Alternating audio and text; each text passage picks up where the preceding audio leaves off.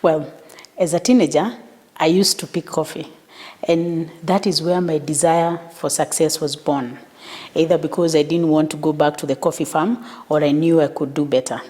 This was in Kiambu. Now, in Kiambu, they've pulled out all the coffee bushes and there's no coffee. So every day it reminds me, I must do better. I must be better at what I do because there's no coffee to go back to.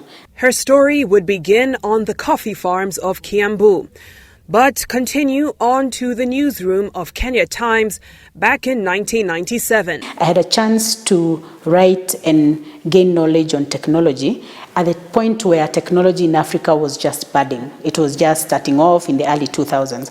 And I was among the first journalists to write on it and to gain more knowledge on it. Rebecca began carving a niche for herself in technology, eventually becoming a sought-after reporter among international news agencies.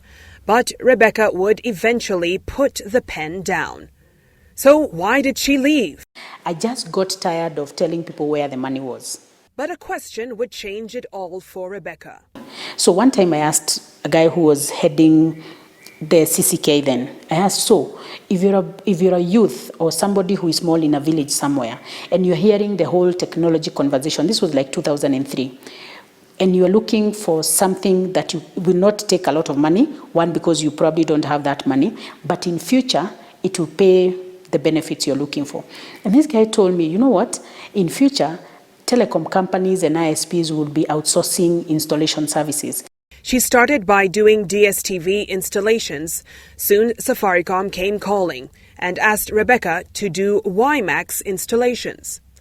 10 years later, with over 100 employees, a formidable name in Kenya's tech space, Rebecca's company, Fireside, graduated from basic engineering installations to complex solutions. It earned her a spot on the advisory board of the iHub and even the ear of some respected names in the country's technology fraternity. From a small office in Westlands to a 4-story, 25,000-square-foot building off Lower Kabete Road, Fireside is a model workplace. I also demand that when you go to a client, you must have life. We know when you come, you must be inspired and you must be ready to face the day.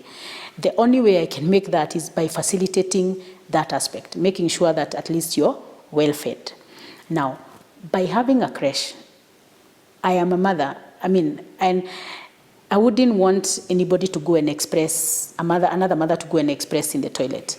I make sure that I provide the services are there. Rebecca says performance speaks louder than papers more often than not when selecting employees. Whether you are taught by your grandmother or you went through apprenticeship or whatever you went through, if you can do the job and do it well, I will pay you what you're worth, depending on the job you're able to do, regardless of whether you have a certificate or not. We still hire those with certificates, but I also make a conscious decision to give an opportunity to people who may not necessarily have that certificate, but they have the skill. It's with this inclusive approach Rebecca hopes to grow Fireside into not just a respected Kenyan brand, but an African giant in the technology space.